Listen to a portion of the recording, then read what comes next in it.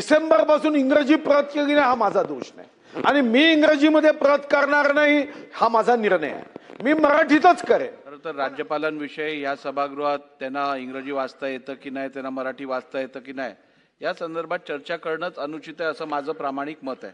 एकच मिनिट अध्यक्ष महाराज, पण इतर बिल जे तुम्ही घेतले त्याचं मी इंग्रजी ट्रान्सलेशन कधीच दिलं नाही। खरं तर आपण कामकाजाच्या दर्जामध्ये कामकाजाच्या गुणवत्तेमध्ये सुधारणा व्हावी यासाठी अनेक निर्देश देतात। आताही आपण दिला लवकरात लवकर म्हणजे अधिवेशन संपण्याच्या अगोदर। पण एका गोष्टीकडे मी आपलं लक्ष वेधू इच्छितो। खरं तर कधी कधी कायदा नियम किंवा बुद्धिमत्ता याचा उपयोग समाज हिताचे निर्णय घेण्यासाठी झाला पाहिजे, कामकाज थांबवण्यासाठी होता कामा नये। अध्यक्ष महाराज, आपण बदल केले। आज मंत्रालयात गेल्यावर पाट्यांचा साईज 2-2, 4-4 फुटाचा झाला, कारण आता आपण आईचं वडगाचं नाव घेतो आणि म्हणून माझ्या मनात विचार आला की आपण इतके निर्णय करतो आहे म्हणून मी एक विधेयक दिलं की महाराष्ट्र राज्यातील कर्मचाऱ्यांची त्यांच्या मात्यापित्याप्रती जबाबदारी, उत्तरदायित्व तसेच देखभाल यासंबंधीच्या मानकाबाबत तरतूद करण्यासाठी विधेयक 2025 मी डिसेंबरमध्ये इंट्रोडक्शन केलं। अध्यक्ष महाराज, मला आत्ता जेव्हा चर्चेला हे बिल घ्यायचं आहे तेव्हा अध्यक्ष महाराज बॅलेटमधून हे बिल गायब होतं। मी प्रश्न केला की माझं बिल गायब का आहे, तर राज्यपाल महोदयांना इंग्रजीमध्ये या बिलाची प्रत दिली नाही म्हणून बॅलेटमध्ये हे बिल येऊ शकत नाही। अध्यक्ष महाराज, याच्यात माझा दोष नाहीये। अध्यक्ष महाराज, डिसेंबरमध्ये इंग्रजी प्रत उपलब्ध करून देण्याची जबाबदारी अध्यक्ष महाराज हे विधी व न्याय विभागाची असतानाही माता पित्याची जबाबदारीच्या संदर्भातला गंभीर कायदा ज्यामध्ये मी मागणी केली की एखाद्या सरकारी अधिकारी कर्मचाऱ्यांच्या आई वडिलांनी माझा पोरगा कर्मचारी आहे, अधिकारी आहे, मग पोसत नाही तर 20% पगार 1 महिन्याच्या आत त्यांच्या खात्यात जावा, एवढा एक महत्वपूर्ण देशात एक उत्तम क्रांतिकारक निर्णय आई वडिलांच्या संदर्भातला हा करायचा होता। आणि अध्यक्ष महाराज, या संदर्भामध्ये असा वेळ काढूपणा अध्यक्ष महाराज की डिसेंबर पासून इंग्रजी प्रत केली नाही हा माझा दोष नाही आणि मी इंग्रजीमध्ये प्रत करणार नाही हा माझा निर्णय आहे। मी मराठीतच करेन। पण अध्यक्ष महाराज, मी इंग्रजीत प्रत करणार नाही आणि विधी व न्याय विभाग इंग्रजीत पाठवणार नाही म्हणून हजारो माता पिता अध्यक्ष महाराज या नियमाच्या संरक्षणापासून वंचित असणं म्हणजे बुद्धिमत्तेचा उपयोग हा अध्यक्ष महाराज समाजाप्रती आपल्या कर्तव्यापासून वंचित करणारा हा बुद्धिमत्तेचा उपयोग आहे, नियमाचा उपयोग आहे। म्हणून आपल्याला माझी विनंती आहे की तुम्ही निर्देश द्या। इंग्रजी कॉपी राज्यपालांनी एकतर जसं अधिकाऱ्यांनी मराठी शिकून घेतलं पाहिजे तसं राज्यपालांनी मराठी शिकून घेतलं पाहिजे। बरं, ते मराठी शिकून घेत नसतील तर कमीत कमी त्यांच्या अधिकाऱ्यांनी इंग्रजी ट्रान्सलेट करून दिलं पाहिजे। त्यांचं आई वडिलांच्या संदर्भातलं जे कर्तव्य आहे तेच कर्तव्य आम्हाला आणि अधिकाऱ्यांच्या संदर्भातही आहे। आणि म्हणून माझी विनंती आहे की यापुढे इंग्रजी प्रतीचा आग्रह हा करता कामा नये। आणि आपण जर या ठिकाणी निर्देश देत असाल तर काल बॅलेटमध्ये टाकलं नाही, मग उद्या हे बिल घ्यावं एवढी विनंती आहे। सन्मान्य ज्येष्ठ सदस्य, जरा बसून घ्या, बसून घ्या। असं काय करतंय? बसा, खाली बसा, खाली बसा।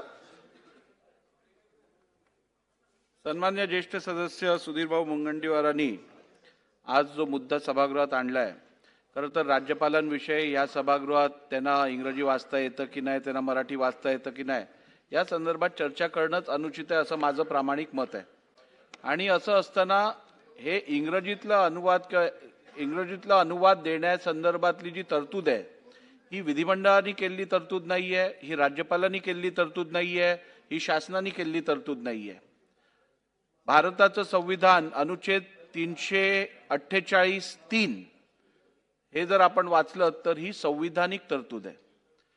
348(3) मध्ये स्पष्ट लिहिलेलं आहे, ज्या वेळेला एखादं बिल हे इंट्रोड्यूस केलं जातं किंवा कन्सिडरेशनसाठी येतं त्यावेळेला त्या बिलचं इंग्रजी रूपांतर देणं आवश्यक आहे, ही संविधानिक तरतूद आहे। त्यानंतर ज्या वेळेला ते सरकारी बिल असतं त्यावेळेला LNJDची जबाबदारी असते की त्या संदर्भातलं ट्रान्सलेशन करून हे पुढे पाठवणं। पण ज्या वेळेला एखादं प्रायव्हेट मेंबर बिल टेबल होतं त्यावेळेला प्रायव्हेट मेंबर बिलचं ट्रान्सलेशन करायची जबाबदारी ही पूर्णपणे त्या सदस्याची असते. त्या अनुषंगाने मी माझ्या कार्यालयातनं माहिती घेतल्यानंतर मला असं सांगण्यात आलेलं आहे की आपल्याला या संदर्भातली माहिती दिली गेलेली आणि बॅलेटमधनं काढतानाही आपल्याला सांगितलेलं की आपण या संदर्भातलं इंग्रजी ट्रान्सलेशन द्यावं, जेणेकरून आर्टिकल 348 सबक्लॉज 3 ची पूर्तता होईल आणि आपल्याला मग या मॅटरमध्ये प्रोसीड करता येईल. त्यामुळे सदर तरतूद ही राज्याच्या घटनेत कॉन्स्टिट्यूशन ऑफ इंडियामध्ये असल्यामुळे मला या सभागृहात त्या संदर्भात कोणताही बदल करता येणार नाही. आणि जर का आपला आग्रह असेल तर निश्चितपणे त्या संदर्भात आपल्या पार्लमेंटमध्ये या संदर्भात जे बदल करायचे असतील ते त्यांचं ज्युरिस्डिक्शन आहे. त्यामुळे मला वाटतं जर का हे प्रायव्हेट मेंबर बिल आपल्याला चर्चेसाठी घ्यायचं असेल, कन्सिडरेशनसाठी घ्यायचं असेल, तर आपण लवकरात लवकर संविधानातील अनुच्छेद 348(3) च्या अनुषंगाने ट्रान्सलेशन जमा करावं, म्हणजे मला हे बिल पुढे घेता येईल. चला. एकच मिनिट अध्यक्ष महाराज, पण इतर बिल जे तुम्ही घेतले त्याचं मी इंग्रजी ट्रान्सलेशन कधीच दिलं नाही. हे पहिलंच बिल आहे की ज्याच्या संदर्भात इंग्रजी ट्रान्सलेशन मागितलं गेलं. आता उद्या किमान वेतन कायद्याच्या संदर्भातले बदल आहे ते तर मी मराठीतच दिलं आहे. नाही, त्यात सांगतो अध्यक्ष तुम्हाला. महाराज, सांगतो, म्हणून- त्याचं पण सांगतो मी तुम्हाला. हा, त्या किमान वेतनचं त्या संदर्भातही तुम्हाला माहिती देतो. आत्यापित्याच इंग्रजीत का पाहिजे, म्हणजे एवढं समजलं. नाही, त्याचं तुम्हाला सांगतो मी का पाहिजे.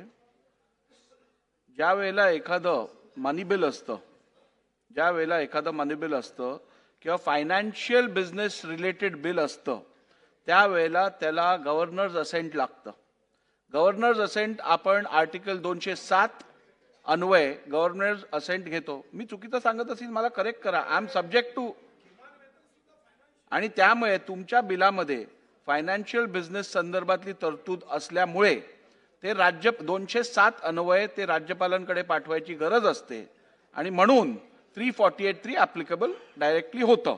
त्यामुळे मला वाटतं सुधीर भाऊ, या संदर्भात या सगळ्या टेक्निकल गोष्टी आहेत ज्याच्यात मी आपल्याला सविस्तर लेखी उत्तर पाठवून देतो.